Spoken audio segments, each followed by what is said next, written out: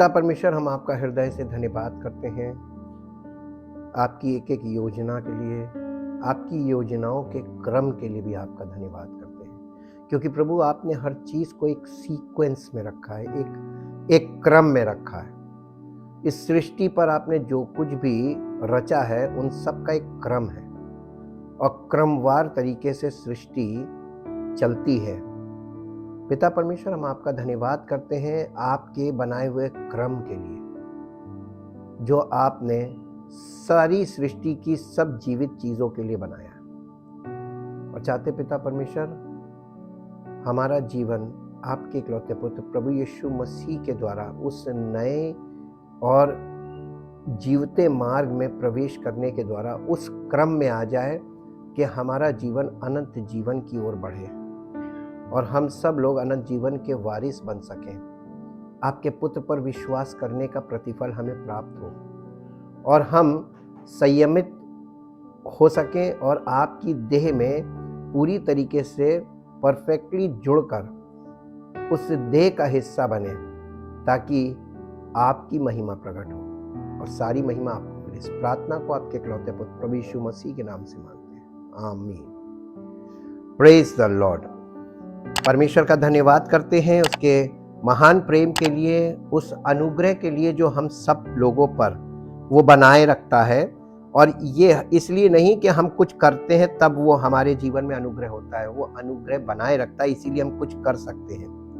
Light of life episode 99, आज 99 भाग में आ गए हम लोग। और आज हम लोग, जैसा कि अभी हमने वाचा को और पुरानी वाचा, नई वाचा, उसके अध्ययन को, उसके संदर्भ को पूरी अच्छी तरीके से समझा है, इसी सीरीज में आज हम एक पॉइंट और जोड़कर आगे बढ़ेंगे, विजडम एंड नॉलेज। हालांकि इस विषय में भी हम आपको वर्ड लेवल पर बहुत पहले बता चुके हैं।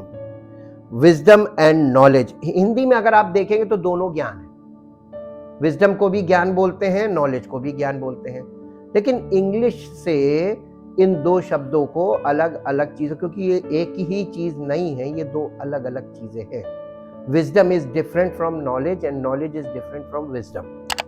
Wisdom versus knowledge, what's the difference, इनमें अंतर क्या है? आज हम इस विषय को वचन में देखेंगे, क्योंकि कई बार लोग परमेश्वर का ज्ञान अपने जीवन में दावा कर रहे हैं कि हमें परमेश्वर का ज्ञान है। अब ज्ञान में विजडम भी आता है, नॉलेज भी आता है। ज्यादातर केसेस में लोगों को परमेश्वर के वचन का ज्ञान यानी नॉलेज होती है। Knowledge of the word of God and knowledge, wisdom of God, both are different things. इस चीज को हम लोग अध्ययन करके देखेंगे और ये देखेंगे कि वचन इस विषय में क्या कहता है। और इसलिए मेरे साथ आप एक पद निकाल लीजिए जो आपको मिलेगा होशे नबी की पुस्तक, हिंदी और इंग्लिश दोनों में पढ़ेंगे। होशे नबी की पुस्तक, उसका 4 अध्याय का 6 पद पढ़ें। मेरे ज्ञान के ना होने से मेरी प्रजा नष्ट हो गई। इजराइलियों के विषय में यह भविष्यवाणी हो रही है कि मेरे ज्ञान के ना होने से मेरी प्रजा नष्ट हो गई। पुरानी वाचा के अंतर्गत जिन लोगों से परमेश्वर ने वाचा बांधी थी वो फेल क्यों हुए? कभी किसी ने नहीं सोचा होगा। पुरानी नियम की तमाम आशीषों की बातें एक दूसरे से बात कर शेयर कर रहे हैं कि तुम्हें देगा, तुम्हें ये भी देगा। कहां से देगा? जिनको देने के लिए वादा किया था वो असफल रहे, वो प्राप्त कर नहीं पाए, तो हम कहां से प्राप्त कर लेंगे? और फिर हम नए नियम के, नई वाचा के अंतर्गत हैं, तो पुरानी वाचा में हमको कैसे मिल जाएगा जबकि हम उस श्रेणी में नहीं है? हमने इसीलिए आज क्रम की बात करी है। परमेश्वर ने हर चीज को एक क्रम में रखा है, पूरी पुस्तक क्रम में है। ये नहीं कि एक पुस्तक उत्पत्ति की और फिर मत्ती की आ गई, ऐसा नहीं है। परमेश्वर ने हर चीज को एक क्रम में रखा है, क्रम में संजोया है और क्रम को हम नहीं तोड़ सकते। जी, तूने मेरे ज्ञान को, क्यों उन लोगों को, क्यों वो लोग नष्ट हो रहे थे, इजरायली लोग? परमेश्वर के वचन में भविष्यवक्ता के द्वारा परमेश्वर का आत्मा बोल रहा है कि मेरे ज्ञान के ना होने से मेरी प्रजा नष्ट हो गई, क्योंकि उन्होंने परमेश्वर के ज्ञान को तुच्छ जाना। आज भी यही कर रहे लोग। Same is in these days. आज के युग में भी लोग यही कर रहे हैं, जो उन्होंने किया था वही। तो हम पुराने नियम के जो इजरायली लोग थे, अन्य जाति के लोग उनका पूरक हैं। इसलिए परमेश्वर कह रहा है, इसलिए मैं तुझे अपना याजक रहने के, अपना याजक होने के लिए अयोग्य ठहराऊंगा। ये जिम्मेदारी याजकों की थी, लोगों को सच्चाई बताना, लोगों को सही बात बताना। याजक लोगों के मन के मुताबिक बातें करने लगे, उन्हें फुसलाने लगे, पटाने लगे। आज भी वही कर रहे हैं जी। इसलिए कि तूने अपने परमेश्वर की व्यवस्था को तज दिया है। मैं देखिए, परमेश्वर ने व्यवस्था हटाई थी कि नहीं? परमेश्वर ने व्यवस्था नहीं हटाई ना, याजकों ने हटा दी थी। आज भी किसने व्यवस्था हटा दी है? हाँ, वो व्यवस्था पर आधारित बातें नहीं कर रहे हैं, वो अपने मन के अनुसार और लोगों की इच्छा के अनुसार लोगों को बातें बता रहे हैं वचन से, और ये वचन को तोड़ना मरोड़ना और वचन में घटाना बढ़ाना कर रहे हैं जी। मैं भी तेरे बाल बच्चों को छोड़ दूंगा, जैसा तुमने किया है वैसे ही मैं भी करूंगा।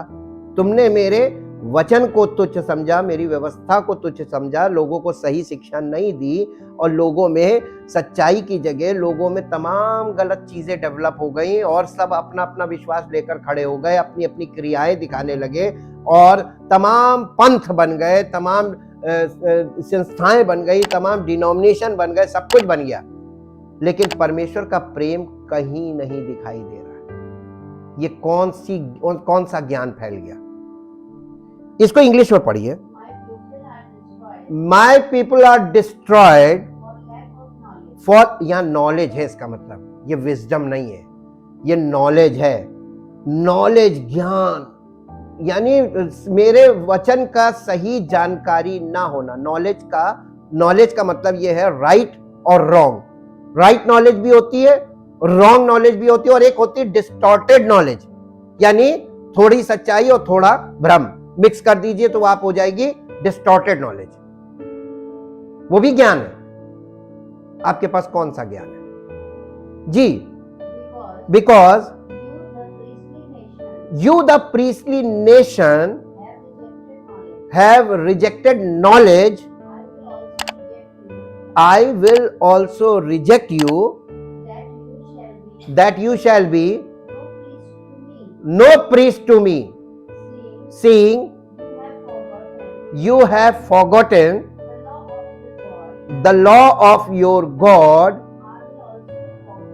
I will also forget your children. तुमने मेरी व्यवस्था को भूले हो, मैं तुम्हारे बच्चों को भूल जाऊंगा। और आप देख लीजिए उसके बाद जनरेशन जो होती है, जब एक व्यक्ति, एक जनरेशन में जो मुखिया लोग होते हैं घर के, जब वो परमेश्वर की व्यवस्था से अलग हुए, उनके पूरे नाती पोते तक, सब आगे जनरेशन तक सब परमेश्वर वहीन हो गए। इस तरीके से इजराइल भटकता चला गया जानकारी का दावा करके।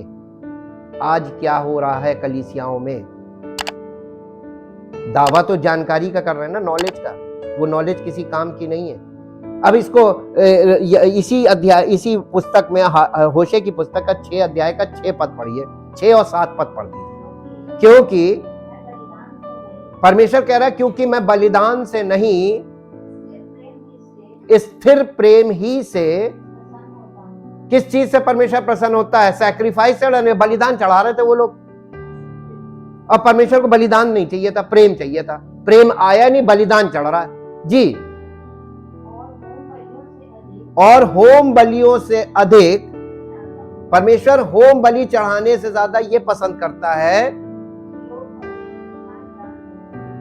लोग परमेश्वर का ज्ञान रखें, अपना नहीं, और याजक का ज्ञान भी नहीं। परमेश्वर ये चाहता है प्रत्येक मनुष्य परमेश्वर का ज्ञान रखे जी। परंतु उन लोगों ने आदम के समान, आदम ने तोड़ा, फिर उसके बाद इजराइलियों ने भी तोड़ दिया। पुरानी वाचा तो वैसे ही टूटती चली गई। उन्होंने आदम के समान वाचा को तोड़ दिया। उन्होंने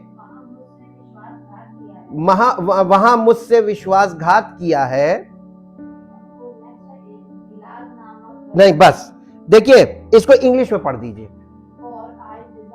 For I desire and delight in dutiful, steadfast, what type of love? Dutiful, I will delight and नहीं, I will, for I desire and delight. परमेश्वर को ये बात अच्छी लगती है, इससे वो प्रसन्न होता है। डिलाइट का मतलब प्रसन्न होता है, और परमेश्वर की इच्छा, उसकी चाहत ये है, और जिससे वो प्रसन्न होता है वो ये है कि इन ड्यूटीफुल, यानी एक व्यक्ति, ड्यूटीफुल का मतलब क्या होता है? ड्यूटीफुल, ब्यूटीफुल नहीं जी। आप कुछ किसी भी परिस्थिति में आप अपने कर्तव्य से हट नहीं सकते, चाहे परिस्थिति कुछ भी हो। You are on your duty. एक सैनिक मौसम को देखकर घर में नहीं भाग आता या अपने बंकर में नहीं भाग जाता, वो वहीं पे डटा रहता है। ड्यूटीफुल और स्टेडफास्ट यानी तत्पर, अपने कर्तव्य के लिए तत्पर रहने वाले लोग जी। एंड गुडनेस, नॉट सैक्रिफाइस, उसको तुम्हारा बलिदान नहीं चाहिए। एंड द नॉलेज, और देखिए what type of knowledge, the knowledge of acquaintance with God, यानी परमेश्वर के साथ तुम्हारा कितना घनिष्ठ संबंध है, ये वाला Prem ji. More than burn, यानी तुम हजारों मेढ़े चढ़ा दो उसको, यानी होम बलियां चढ़ा दो, लेकिन अगर तुम्हारा परमेश्वर के साथ सही संबंध नहीं है और परमेश्वर तुमसे प्रसन्न नहीं है, क्योंकि तुम कर्तव्य पर स्थिर नहीं हो, परमेश्वर से तुम स्थिर प्रेम नहीं करते हो। मिल गया तो वाह वाह प्रभु तेरा धन्यवाद हो, जिस दिन नहीं मिला, प्रभु हमको दे दो, हमको तो कोई पूछता नहीं, प्रभु भी नाराज हो गया, ये करने लगते। ये क्या है? ये परमेश्वरीय प्रेम नहीं है, स्थिर प्रेम नहीं है। ये तो देता रहेगा तो वाह वाह, हाँ प्रभु वाह, ऐसे ही बरसाए रहो। जिस दिन बंद किया उस दिन प्रभु से बुरा कोई नहीं। ये स्वभाव में है। और इंसान लालच से भरा हुआ, स्वार्थ से भरा हुआ व्यक्ति परमेश्वर को कभी नहीं प्रसन्न कर सकता। लिख के ले लीजिए स्टैम्प पेपर, नहीं प्रसन्न कर सकता। ये मेरा दावा नहीं है, परमेश्वर ही का दावा है। इसीलिए उसने कलीसिया के द्वारा जो नई वाचा है उसमें जन्म से ही आपको ग्रहण कर रहा है। नए सिरे से जन्म होगा तब तुम परमेश्वर के परिवार के हो, और वो परमेश्वर के परिवार में तुम्हारा पालन पोषण किया जाएगा। या तो तुम, जैसे आर्मी में भर्ती तो बहुत लोग हो जाते हैं, लेकिन वहां के कठिन, जो शुरुआत में जो ट्रेनिंग का जो कठिन कठिन पार्ट होते हैं, मैक्सिमम लोग भागते हैं, वहां से भाग जाते हैं, छटनी अपने आप हो जाती है। केवल वही टिकते हैं जो उन यातनाओं को सहकर आगे बढ़ने की लिए इच्छा रखते हैं। इच्छा रखते हैं, क्षमता नहीं होती है, क्षमता तो पैदा हो जाती है करते करते। इच्छा रखते हैं कि नहीं हम नहीं जाएंगे, हम नहीं जाएंगे, और वही आगे जाके सैनिक और कमांडो बनते हैं। जो भाग जाता है, ऐसे ही कलीसिया में भी उसने बिल्कुल सेम पैटर्न रखा है। आ तो बहुत जाएंगे, लेकिन जब पवित्र आत्मा के द्वारा मैं कार्य करूंगा, जैसे सेना में प्रशिक्षण शुरू होगा, तो जिन्हें भागना हो वो भाग जाएंगे। टिकेंगे वही जो दृढ़ इच्छा शक्ति के साथ आएंगे। प्रभु हम तो और कहीं जा ही नहीं सकते, हम तो आपके परिवार में हैं। हालेलुया। समझ में आ रहा ना? अब तो सरल है कि अभी भी कठिन है? अब तो बहुत सरल हो गया। ये परमेश्वर के वचन में साफ साफ दर्ज है। But they like less privilege men, and like Adam have transgressed the covenant, they dealt faithlessly and treacherously with me, यानी उन्होंने मेरे साथ विश्वासघात किया जैसे आदम ने किया था। कोई कमी नहीं थी, आदम को सब कुछ दिया था, लेकिन उसने भी विश्वासघात किया। अब हम लोग इसी चीज को और अच्छी तरीके से समझेंगे। The word knowledge is defined first as the acquaintance with facts, यानी यहां पे जो नॉलेज की परिभाषा है उसका मतलब है एक्वेंटेंस विथ फैक्ट्स।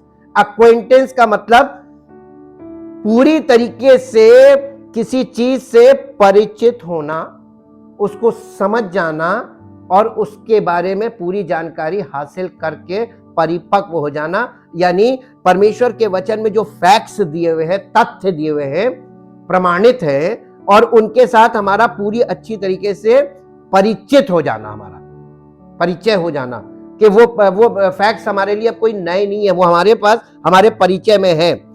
ट्रुथ्स और परमेश्वर के वचन के सत्य से पूरी तरीके से परिचित हो जाना, अक्वेंटेंस विथ ट्रुथ्स और प्रिंसिपल्स, और परमेश्वर के वचन में जो सिद्धांत परमेश्वर के हैं उनसे पूरी तरीके से परिचित हो जाना।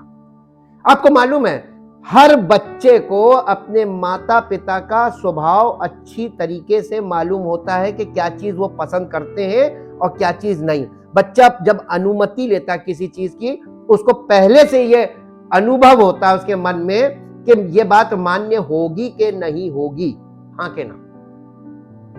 लेकिन परमेश्वर, आप कहते हैं परमेश्वर हमारा परम पिता है, आप उसके स्वभाव के और उसके सिद्धांत के और उसकी सच्चाई को और उसके तथ्यों को कितना समझ गए हैं कि आपको मालूम है कि ये वाली बात वो मान लेगा। अगर मुझसे ये गलती हुई तो परमेश्वर इस विषय में हमें सजा नहीं देगा। कितनी जानकारी आपको हो गई। अक्वेंटेंस का मतलब पूरी संपूर्ण तरीके से समझ जाना क्या क्या चीज है। Acquaintance with the knowledge, with the acquaintance with facts, तथ्यों को जान जाना, ट्रुथ्स सत्यों को जान जाना, और प्रिंसिपल्स सिद्धांतों को जान जाना। ये तीन चीजें बाइबल स्टडी से आपको हम लगातार यही तीन उद्देश्यों पे आपको बता रहे हैं कि ये चीजें आपको अगर नहीं मालूम है तो आप अभी भी परमेश्वर को अच्छी तरीके से समझे नहीं, उसका स्वभाव नहीं जानते, और वचन के द्वारा हम उन्हीं बातों को सीख रहे हैं एज फ्रॉम स्टडी और इन्वेस्टिगेशन। अब ये वाली जानकारी है, ये नॉलेज हमको कैसे मिलती है? From study and investigation. जब इन्वेस्टिगेशन, आप स्टडी और इन्वेस्टिगेशन के लिए आप परमेश्वर ने इसीलिए अपने नियुक्त बंदों को ठहराया है ताकि वो स्टडी और इन्वेस्टिगेशन करके लोगों को ये चीजें प्रस्तुत करें कलीसिया में। तो पवित्र आत्मा एक व्यक्ति के द्वारा क्यों काम करता है? क्योंकि पवित्र आत्मा को एक मनुष्य चाहिए जो पवित्र आत्मा को समर्पित हो और पवित्र आत्मा के अनुसार वो लोगों को परमेश्वर के तथ्य बताए, परमेश्वर के सत्य बताए और परमेश्वर के सिद्धांत सिखाए, ताकि वो लोग सीख सके परमेश्वर के परिवार में how to behave in the family of God, how to grow in the family of God, ताकि आप परमेश्वर आपकी इस ट्रेनिंग को परमेश्वर कंडक्ट करा रहा है पवित्र आत्मा के द्वारा। और पिता का प्रेम, प्रभु यीशु मसीह का अनुग्रह और पवित्र आत्मा की उपस्थिति और सहभागिता कलीसिया को क्यों दी गई है? इसलिए ताकि जो लोग आ रहे ट्रेनिंग करने, उनके जीवन में पवित्र आत्मा की सामर्थ्य के द्वारा कार्य किया जाए। It is recorded at least by the 1300s as the Middle English knowledge, यानी 1300 सदी में ये जो नॉलेज वर्ड है उसकी स्पेलिंग थी KNOULECHE, नॉलेज, जिससे इंग्लिश वर्ड बना knowledge, which combines the verb. इसमें दो शब्द मिले हुए हैं नॉलेज में, जिसमें इंग्लिश में जब हम जाते हैं तो लिखा हुआ है investigation, general erudition. It is recorded at least इतना। अच्छा, which combines the verb know, यानी इसमें KNOW, नो का मतलब जानो, सीखो, समझो, पढ़ो, देखो, इसमें सारी चीजें आ गई नो के लिए। नो में ये KNOW, know is a verb that means to perceive or understand as fact or truth, to apprehend clearly and with certainty. And ledge, जैसे ये नौलीचे लिखा था ना, लेचे का मतलब होता है which may be translated to the same suffix we see in wedlock and conveys a sense of action, practice or state, यानी सीखो और करो। नॉलेज का मतलब है सीखो और करो। हम लोग नॉलेज के लिए सिर्फ सीखते रहते, करते कुछ नहीं। रोज सुनते हैं, हाँ ठीक, दूसरे दिन फिर हाँ ठीक। आपने उस चीज को जो आपने सीखा उसको करेंगे तो, जब करना शुरू नहीं करेंगे तो आपको अब आपको नॉलेज जो मिल रही है उसको आपको सीखना और करना है, ठीक है। विजडम, अब देखिए दूसरा शब्द है wisdom. Wisdom is defined as the state of being wise. Wisdom जो है इसका मतलब होता है बुद्धि, एक अवस्था जहां पे ये कहा जाए कि ये बुद्धिमान है। बुद्धिमान व्यक्ति को कहा जाता है वाइज मैन। तो वाइज मैन के पास क्या है? विजडम। विजडम जिसके पास होती है वो वाइज कहलाता है। ये एक मानसिक अवस्था है, which means having the power of discernment। Wise man को विजडम क्या चीज होती है? विजडम है जो हमें हर चीज को परखने की सामर्थ्य मिल जाती है। हम हर चीज को परख लेते हैं, सुन के परखना, देख के परखना, चख के परखना, स्पर्श के द्वारा परखना। ये पांचों इंद्रियों से आप कोई चीज परख सकते हैं। परखने के लिए डिसर्नमेंट आता है 5 senses, discernment through the 5 senses, इसको कहते हैं ये परखना। एंड जजिंग प्रॉपरली, और किसी चीज को सही तरीके से उसका निष्कर्ष निकाल लेना, उसके विषय में सही तरीके, सही चीज उसको, यानी देखकर आपने ये जज कर लिया कि ये चीज ज्यादा सही नहीं होगी, इससे अच्छी ये होगी। आप जज कर रहे हैं किसी चीज को, चुनाव कर रहे हैं properly as to what is true और राइट, जो एकदम सटीक और सही है। और प्रॉपरली का मतलब एकदम मुफीद है। पजेसिंग डिसर्नमेंट, ये डिसर्नमेंट को दिखाता है या परख को दिखाता है। Judgment and discretion, it's older recorded before 900s and joins wise and dom. Wise का मतलब होता है बुद्धिमान और डम का मतलब होता है DOM, dom, a suffix that can convey general condition as in freedom, wisdom. जैसे फ्रीडम में फ्री और डम स्वतंत्र, वैसे ही wisdom is typically gain from experiences and acquired over time. ये जो विजडम है ये एक्सपीरियंस, अनुभव से आता है, और ये इसमें आने में हमको जीवन में जब विजडम आती है तो इसमें समय लगता है। एक छोटा बच्चा कभी भी विजडम से नहीं भरेगा, उसको परख नहीं मिलेगी।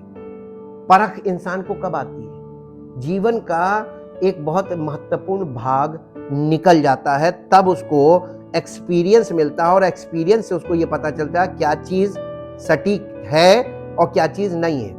एक जवान व्यक्ति 10 काम करेगा, एक काम को 10 तरीके से करेगा और 10 तरीके से 9 तरीकों में फेल होगा, तब उसको समझ में आएगा एक है, ये उसको एक्सपीरियंस मिला। इसमें टाइम भी गया और एनर्जी भी गई, और तब उसको पता चलता है कि अच्छा ये तरीके सब गलत थे और 9 तरीके गलत थे, ये 10वां सही था। इसको कहते हैं एक्सपीरियंस।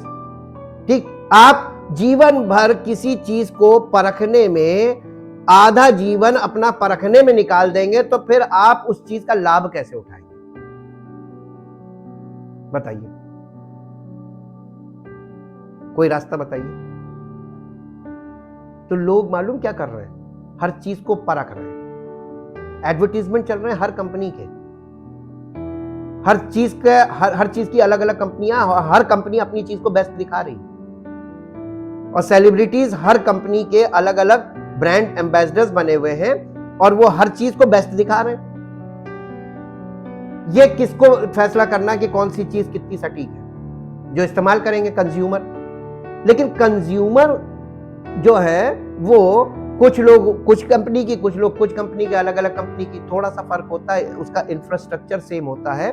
जैसे कि मोबाइल अंदर से सब सेम होते हैं और एक ही कंपनी में बनते हैं, ब्रांड्स अलग अलग होते हैं, उसके फीचर्स अलग अलग कर दिए जाते हैं, और लोग दाम किस चीज का देते हैं? मोबाइल का नहीं, फीचर्स का दाम देते हैं। और फीचर्स के दाम ज्यादा किसके होंगे? जिसका एड ज्यादा चलेगा उसके फीचर्स के दाम ज्यादा होंगे, है ना? तो खर्च कहां किया जा रहा है? एड पे, है ना? तो जितना एड पे खर्च हो रहा है उसके दाम उतने आप ही के खरीद में जोड़े जा रहे हैं। तो ये एडवर्टीजमेंट चल रहा है, ये भी आप ही के पैसे चल रहा है, खरीदने वालों के, consumer. The biggest consumer market in the world, in which country? जल्दी जवाब देना चाहिए था ये। India is the biggest consumer market. मालूम क्यों?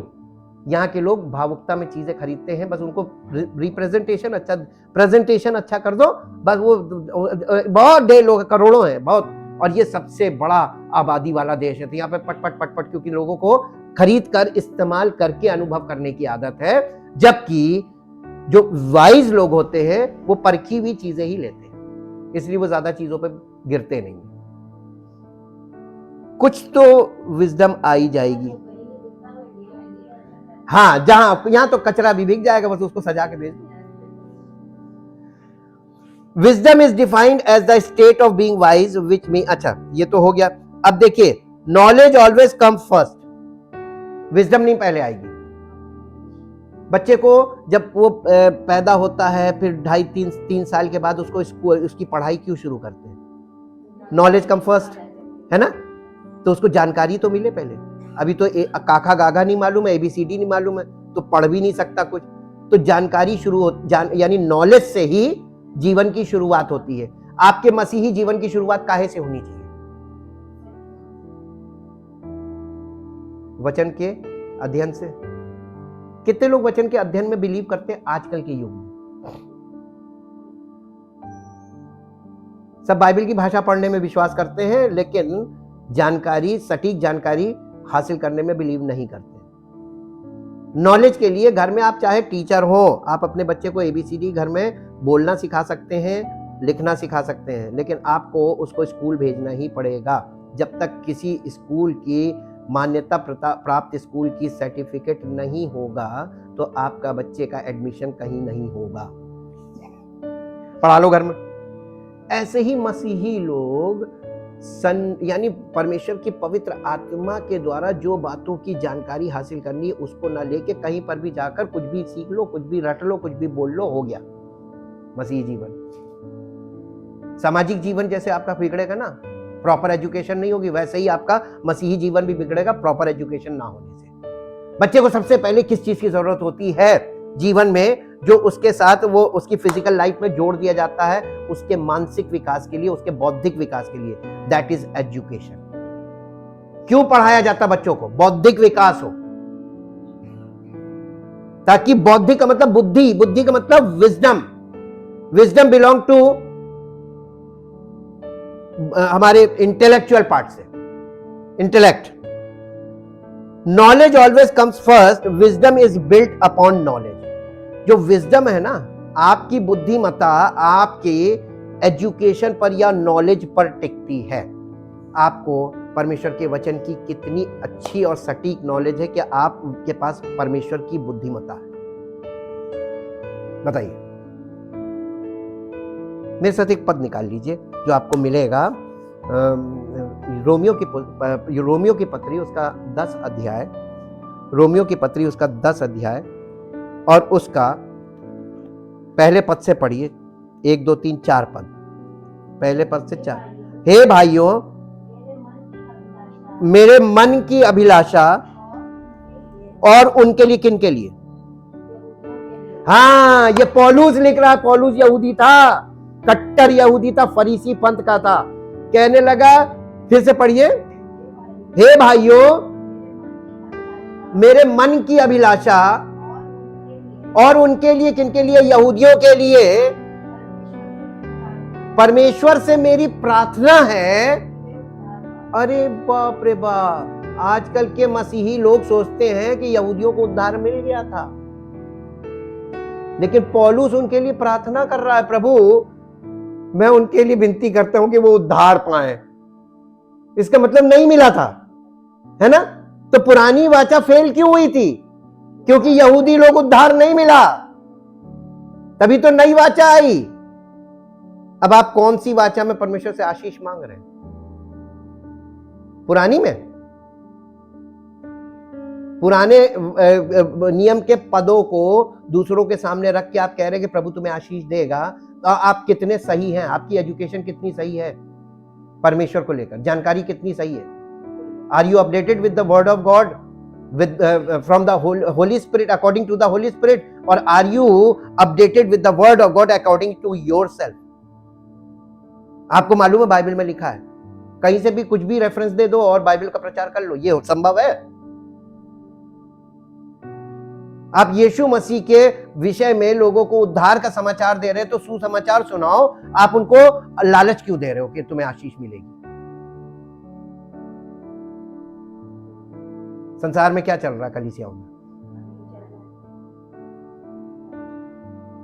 मालूम क्यों चल रही? क्योंकि सब लोगों को लालच पसंद है। वहां चलो, वहां पे बहुत अच्छी अच्छी मीठी मीठी बातें होती है, कड़क नहीं है, वो डांटते नहीं है, बहुत पुचकारते हैं, और वो तो कुछ कुछ खिला खाने को भी देते हैं, चाय पानी भी मिलता है, कहीं कहीं खाना भी मिलता है? और उन सब चीजों का पेमेंट कौन करता है? जो आपको वहां मिलता है सुविधाएं, एसी भी मिलेगा, गद्दीदार सीटिंग भी मिलेगी, पेमेंट कौन करेगा? जो लोग बैठेंगे आके उन्हीं को तो पेमेंट करना पड़ेगा ना। तो तुम खुद पसंद करते हो उस जगह को, तुम आराम तलब जगह पसंद कर रहे हो, और तुम्हें एसी भी चाहिए, तुम्हें खाने को भी चाहिए, वहां पे तुम्हें वेलकम भी चाहिए, वो सब कुछ मिलेगा, और जो चीज तुमको मिलनी चाहिए वो नहीं मिलेगी, उद्धार नहीं मिलेगा। तुम्हें कहां जाना पसंद है? Choose according to your will and according to your वे।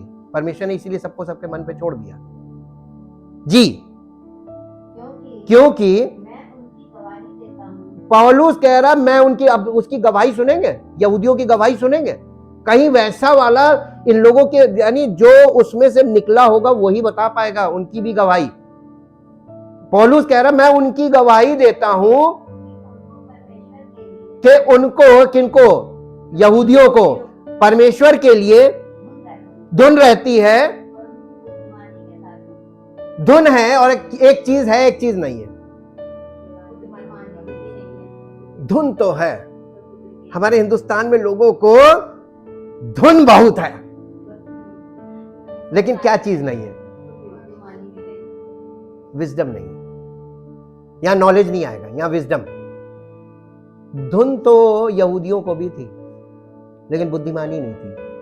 पौलुस उनके लिए प्रेयर कर रहा है कि प्रभु इनको उद्धार मिल जाए, इनको ये नॉलेज तो बहुत है। अरे उनको पूरा पूरा वो व्यवस्था की किताबें हिफ्ज थी, रटी हुई थी, वो स्क्रॉल करते बताते थे यहाँ ये लिखा, यहाँ ये लिखा, यहाँ लिखा, उनको पढ़ने की जरूरत नहीं थी। इसीलिए उनको बोला गया विद्वान लोग, और उन्हें सब मालूम था क्या क्या लिखा, कहाँ लिखा, कैसे लिखा।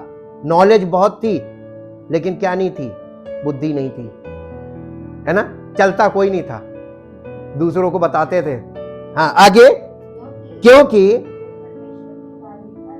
मालूम क्यों? वे, ये पता कैसे चला कि उनके पास धुन है और बुद्धिमानी नहीं है? क्योंकि वे परमेश्वर की धार्मिकता से अनजान होकर, उनको मालूम ही नहीं था कि परमेश्वर की धार्मिकता वचन में है, उस पे उसको मुझे लोगों को सिखाना बताना है।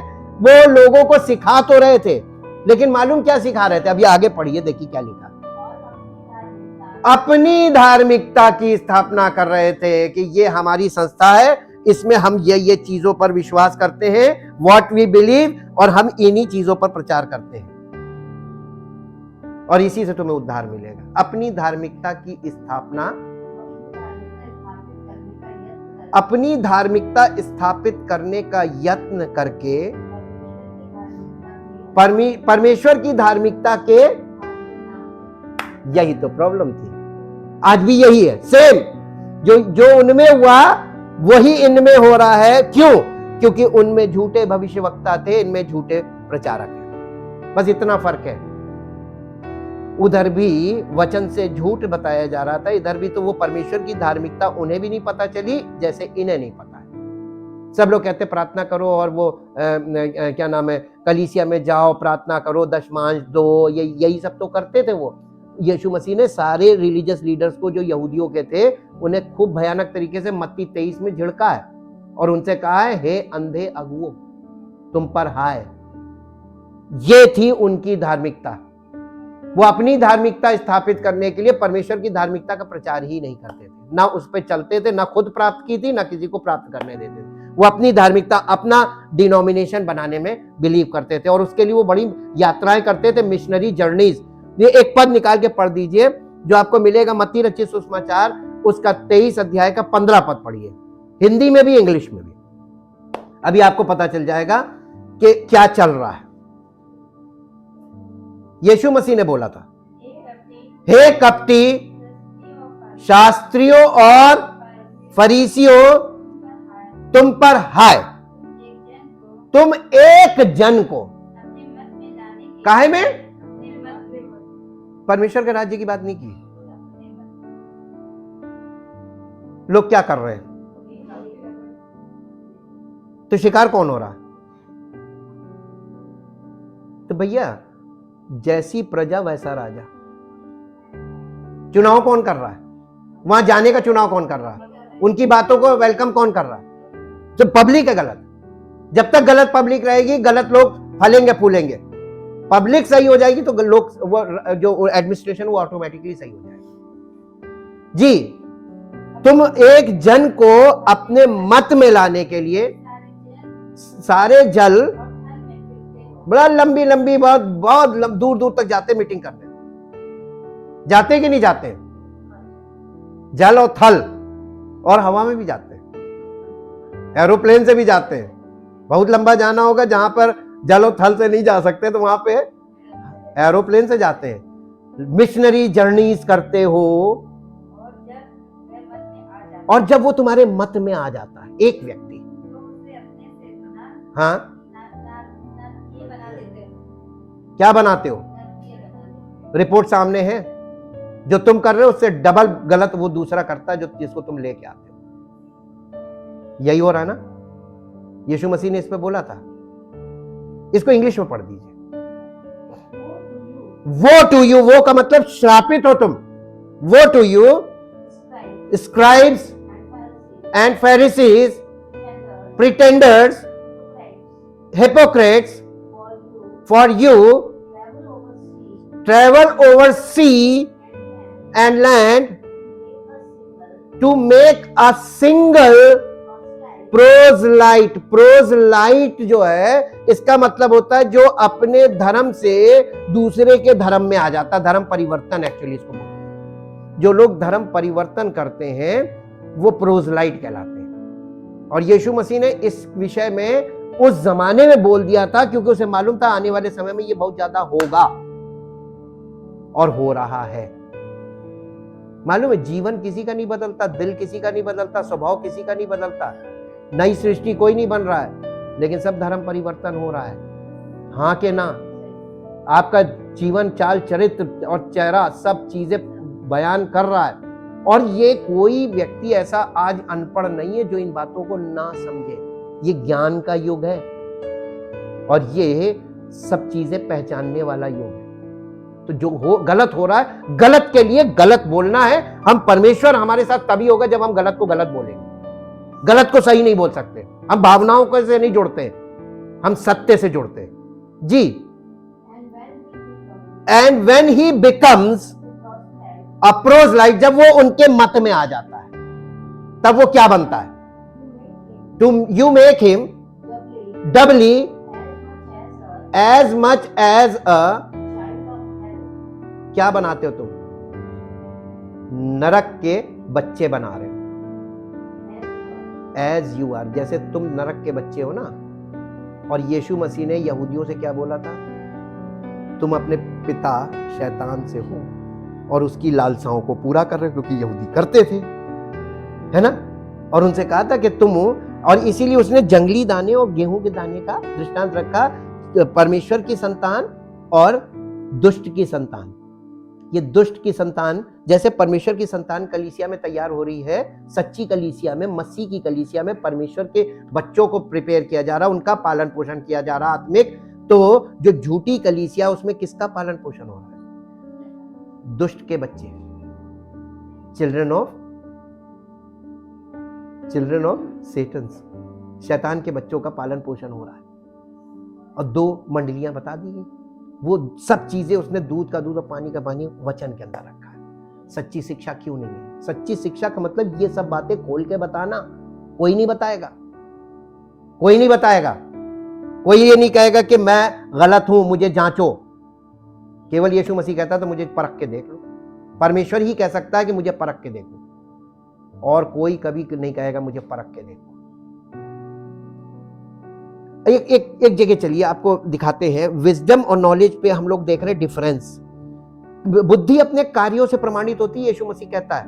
और बुद्धि कैसे? आपने जो आपके पास ज्ञान है वो आप जिसमें बांट रहे हैं, वो लोग कर क्या रहे हैं, वो उनके कामों से पता चल रहा है, उनके चरित्र से, उनके व्यवहार से पता चल रहा है वो क्या कर रहे हैं। उनके परिवारों में जाके देखो, पता चल जाएगा कि वो परमेश्वर के बच्चे बन रहे हैं या वो शैतान के बच्चे बन रहे हैं। मेरे साथ एक जगह चलिए जो आपको मिलेगा नीति वचन की पुस्तक उसका 19 अध्याय उसका 2 और 3 पद पढ़ दीजिए। नीति वचन की पुस्तक उसका 19 अध्याय, the book of Proverbs chapter 19 verse 2 and 3। मनुष्य का ज्ञान रहित रहना, किस कलीसिया में लोग ज्ञान रहित हैं? मसीह की कलीसिया में ज्ञान रहित नहीं। आप देखिए पहली सदी की कलीसिया में जो उद्धार पाते थे उन्हें वहां पे प्रेरितों से शिक्षा पाने, वहां जाओ, पहले एजुकेशन, मसीही शिक्षा। अगर तुमने मसीही शिक्षा नहीं ली तो मसीही नहीं हो।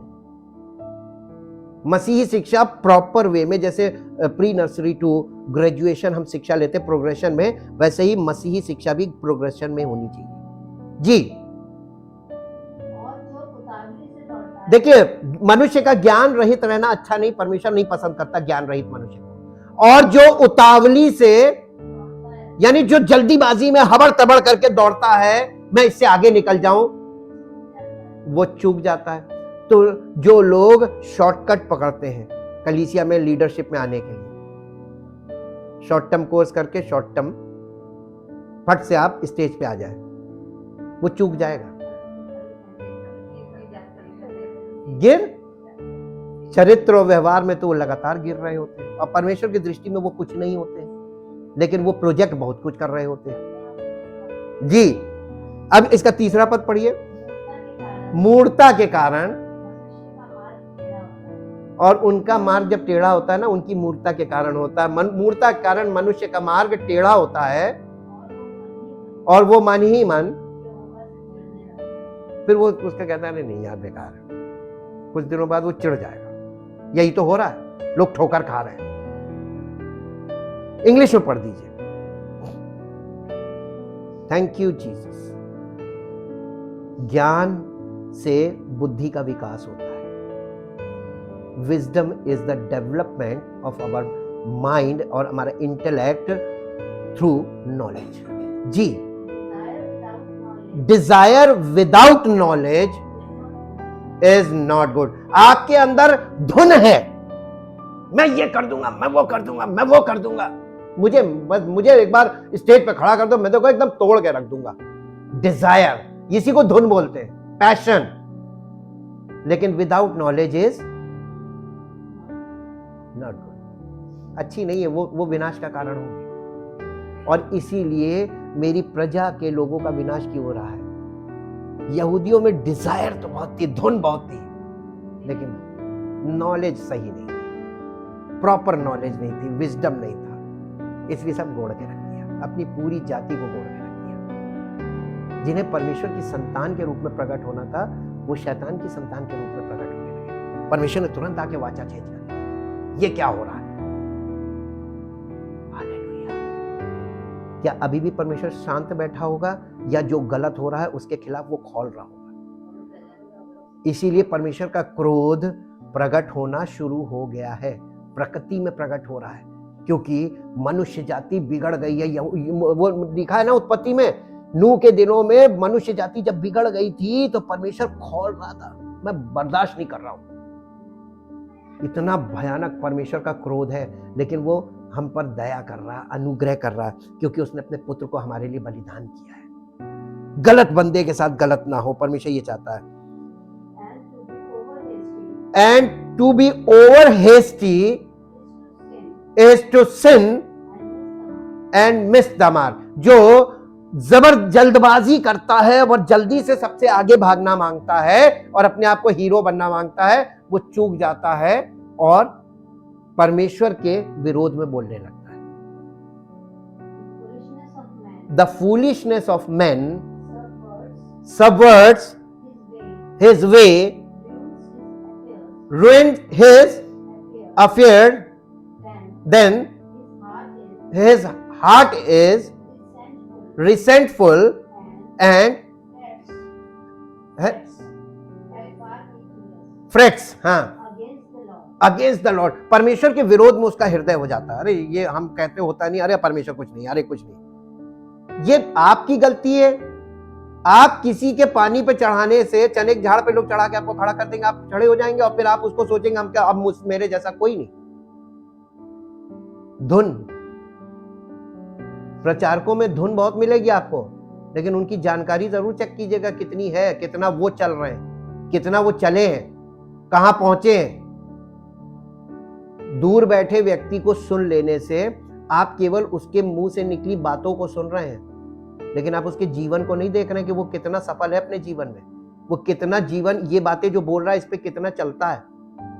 जब तक पास वाले लोकल कलीसिया इसीलिए ज्यादा मायने रखती, क्योंकि वहां आप परख सकते हैं, सेवक को परख सकते हैं, उसके परिवार को भी देख सकते हैं। आप उस परिवार के साथ ऐसे जुड़ जाइए ताकि आपको पता रहे कि ये परिवार परमेश्वर में बढ़ रहा है या ये गलत शिक्षा दे रहा है, ये मुंह की बातें हैं। That means you can be both wise and knowledgeable, but you can't be wise without being knowledgeable. इसका मतलब क्या हुआ? आपको और हमको दोनों चीजें हमारे पास होना चाहिए, वाइज भी और नॉलेजेबल। हमको ज्ञान भी हमारे पास होना चाहिए और बुद्धि भी होनी चाहिए, बुद्धिमत्ता। But you can't be wise without being knowledgeable. लेकिन आप कभी भी बुद्धिमान नहीं हो सकते बिना नॉलेज के, बिना एजुकेशन के आप कभी कहीं किसी लेवल पर नहीं जाएंगे।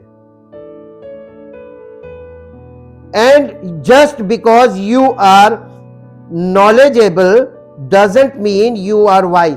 और ये भी मत सोचिएगा कि आपके पास बहुत जानकारी आपने कलेक्ट कर ली है तो आप बुद्धिमान हैं, ये जरूरी नहीं है। इवन दो योर टीनेजर में बी फील डिफरेंटली। अगर आप ये सोचते हैं कि मेरे पास नॉलेज ज्यादा है तो मैं बुद्धिमान हूं, तो आपके बच्चे आज की आगे की नॉलेज उनके पास है तो वो आपसे ज्यादा बुद्धिमान हो जाएंगे। अब बताइए कौन बुद्धिमान, आज के आपके बच्चे या आप? आपके पास पुरानी जानकारी है, आपकी पढ़ाई में जो नॉलेज आपको मिली वो पुरानी मिली है, बच्चों को आज मिल रही अपडेटेड, तो इसका मतलब वो ज्यादा बुद्धिमान हो गए। लेकिन ऐसा नहीं है, ऐसा नहीं है। नहीं, बच्चों के पास जो जानकारी आ रही है वो आप बच्चों से सीख सकते हैं। अपडेटेड चीजें हमको नहीं मालूम, हमें इसके बारे में नहीं मालूम, हम अपने बच्चों की मदद लेते हैं, कोई शर्म की बात नहीं, ये हमारे समय की नहीं है। और हम इसमें बहुत ज्यादा घुसते नहीं, इसलिए क्योंकि हमें इसके आगे जाने की रास्ता ही नहीं मालूम है, कहां क्या कर सकते हैं। हमें इसके फीचर से कोई मतलब नहीं, क्योंकि हमें इसके फीचर से नहीं करने, हमें अपना काम करना है। तो इसकी जानकारी ना होना कोई बुरी बात नहीं, बच्चों को है, ठीक है, उनके जमाने की चीज है, हम इसको जरूरत भर के सीख लिया जो हमारा काम चले। लेकिन जो हमारे पास नॉलेज है अब वो एक्सपीरियंस के साथ है, तो बच्चों को अनुभव से उनका मार्गदर्शन करने के लिए बच्चों को इसकी जरूरत रहेगी। तो माता पिता कभी पीछे नहीं हो सकते, वो हमेशा दे ऑलवेज फर्स्ट, बच्चों के आगे वही आगे रहेंगे। लेकिन बच्चों को भी ये बात समझनी है कि हमारे माता पिता के बिना हमारा वजूद है नहीं। तो चाहे कितने भी पढ़ लिख जाएं, सही डायरेक्शन माँ बाप से ही बच्चे को मिलेगा जो उनके लिए सेफ होगा। डायरेक्शन तो बहुत लोग देंगे लेकिन अनसेफ होगा। मेरे साथ लास्ट में एक वर्स निकालिए, उसके बाद हम प्रार्थना में चलेंगे, जो आपको मिलेगा भजन संहिता 32 अध्याय उसका 8 पद पढ़िए।